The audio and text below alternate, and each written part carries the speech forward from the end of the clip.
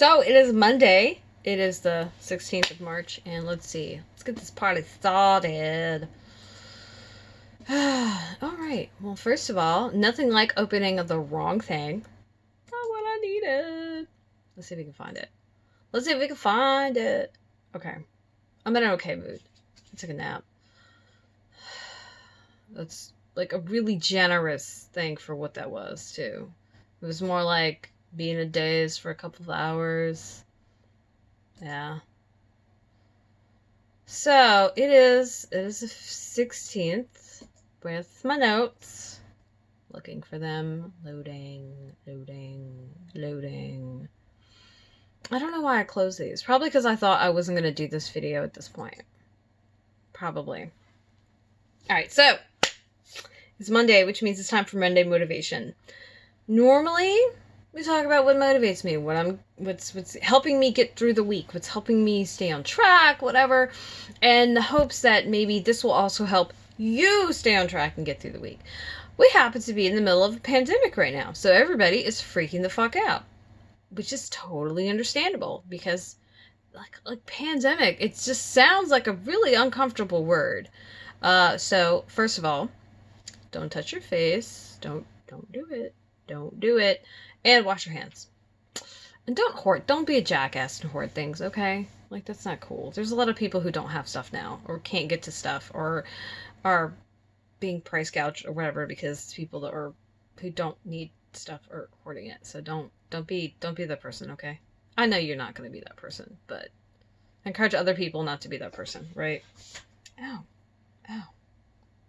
We have a splinter. That's just great. So, it also means that a lot of people are having to completely rearrange their schedules because social distancing is a thing. It is advised. And because in the process of all this, it means that some businesses are working remotely, some are shutting down, kids are out of school. There's a lot going on. So, when you're freaking out and there's a lot of shit going on, sometimes it's hard to be motivated. And I get that. I am fortunate to not be super high on the at-risk population. I do have some underlying conditions, but I don't think they're of a nature that I'm really at risk. But I'm a hermit crab anyway, so, like, I'm not going nowhere. Yes, but I do have littles, and while they're not super at risk, you always worry about your kids, right? You should. It's your job. Right, to be concerned for their welfare. So, yeah. So that's the thing. And so let's just take a minute. Let's breathe. It's okay. This is not the first time some whoa shit has happened in the history of people. It's probably not gonna be the last time. And you'll get through this. Like, you get through everything one step at a time. Don't jump head too forward, which is not to say to ignore the future or to pretend like it's not going to happen. Like, no, you can't do that. That's not how things work. Time is going to march on whether you march with it or not. It's going to be like, we got to go. Get in the car. Let's go. So, just, handle things as you can. Don't stress.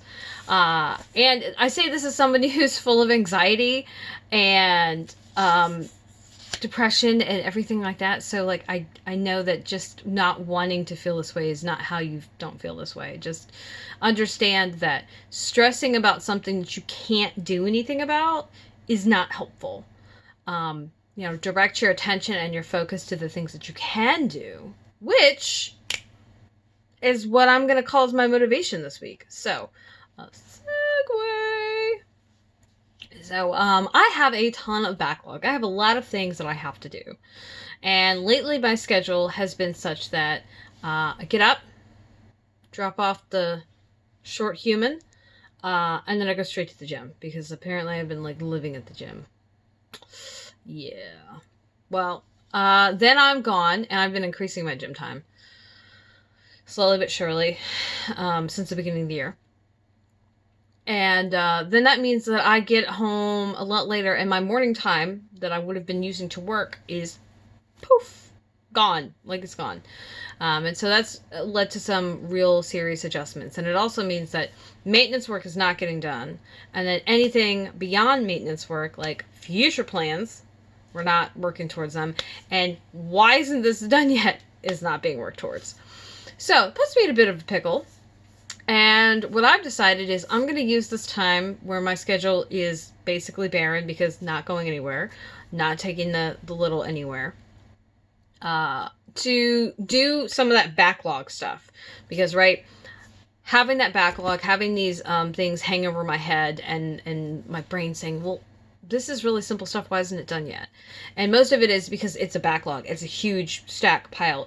It's a much smaller pile now. Well, one of the tasks is, which is great. So I'm doing what I can. The point is I'm doing something that I can do, what I can do. And one of the things I can do is catch up with this paperwork. And because of the nature of this paperwork, this is not cyclical paperwork. This is one and done paperwork. So that'll be something that I get to gratifyingly cross off a list, for one. It also means it is one less thing to think about, which is fucking fantastic. And unfortunately, sometimes we underestimate, like, the power of, like, one thing done. You know, it's one thing. It's a little thing. It's like, well, that's just one less thing on your plate, and that matters because, you know, bit by bit, that's how you get things done, one thing at a time. So, and it's better to do one thing at a time. It really is, as much as possible.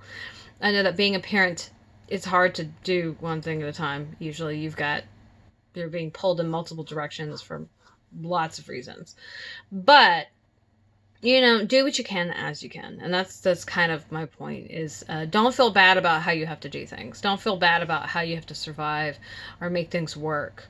It's really easy for people to just give you advice and say, well, this is how you should handle it. Oh, well, you know, are you able to handle things like that? And so I urge you to be kind to yourself and to your neighbors, figurative and metaphorical, literal and figurative and metaphorical. Yeah. Sure. All of those things. All of those things. And wash your hands. And don't touch your face. Are we all realizing how much we touched our faces before, now that we're not supposed to? Yeah. I'll tell you, when I realized that I touched my face way more than I thought I did, when I started wearing makeup. And I kept smudging my eyeshadow, or my lip gloss or lipstick was gone, and I'm just like, where did it go? And I'm like, and then you look at your hands, like, oh, why is there this weird line of eyeshadow on my hand? Oh, okay. So that's like a thing. Yeah. And don't forget, you know, everybody's dealing with this. That's the nature of a pandemic. No one is really untouched. I mean, there might be some people who are just skirting the issue, but, like, it's everywhere. So, yeah. So do what you can and work on what you can. I was talking to someone, we're no longer speaking. It's a thing I like to do. And I was like, oh my gosh, I'm so overwhelmed. I have so much stuff to do. And it's getting to the point where I can't get started and I can't do anything because I'm overwhelmed. And the phrase he said to me was, closest alligator. And I was just like, the fuck did you just say to me? What does that even mean? Apparently it's this military thing. I've never heard it, but anyway. The point is, you know, work on the thing that is easiest to do, is, you know, you could get it done the soonest, you know, has a deadline that's looming, you know, just pick some criteria and then go for the thing that falls into that. I might be being generous with my definition of that, but I feel like, you know, that's because sometimes the easiest thing to do is, like, really unimportant. So maybe don't worry about that.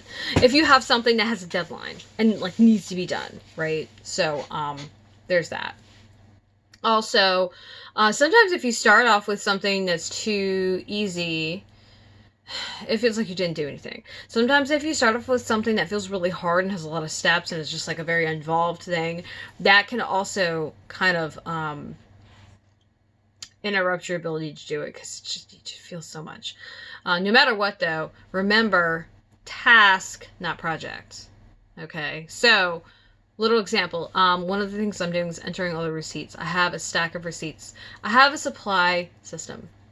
I have a system for this. Like, I have one. So first of all, that would have been a step, is create a system for this so that this doesn't happen again.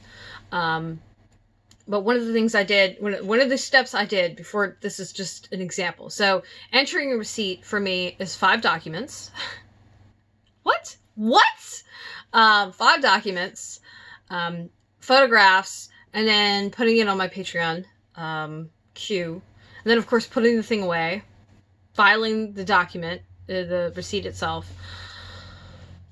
Is that everything? I think this is so entering the supply system is not one thing, right?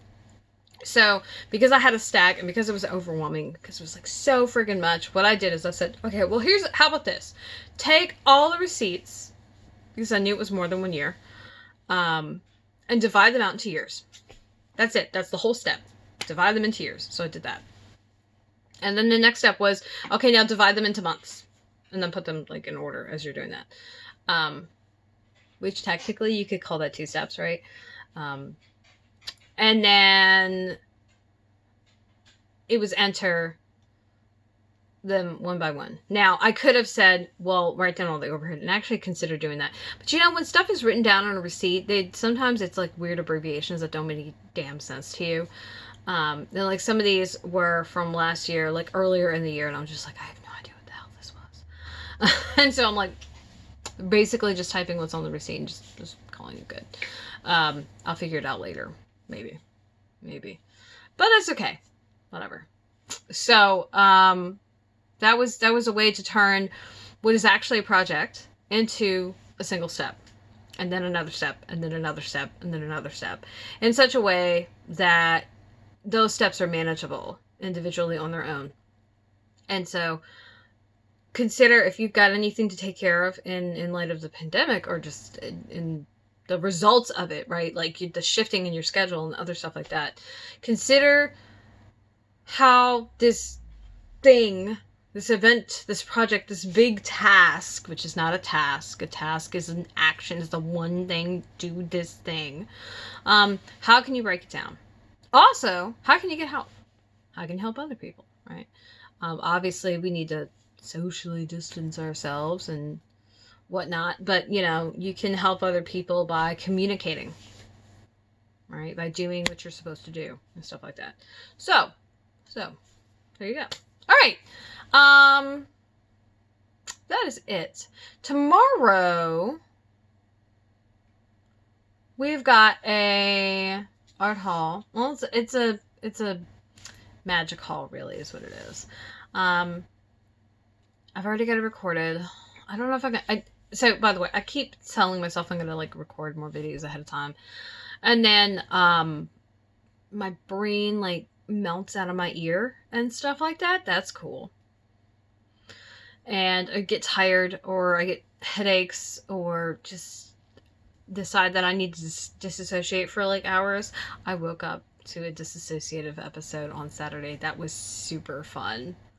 Nothing like waking up and thinking you're not real, people. Talk about freaking you the fuck out. It's super cool. So cool. So great. So wonderful. Yeah.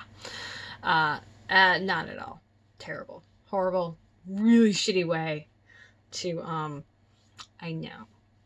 It's really hard not to touch your face when you have glasses, and you gotta readjust those bitches all the time. I've had these things for like 3 years, and I'm still not used to wearing them. Like, really. Like, not these particular ones. These, I haven't had that one. Like, a year. Not even a year. Like, 8 months. I got them, like, in August or September. Oh, yeah. No, it's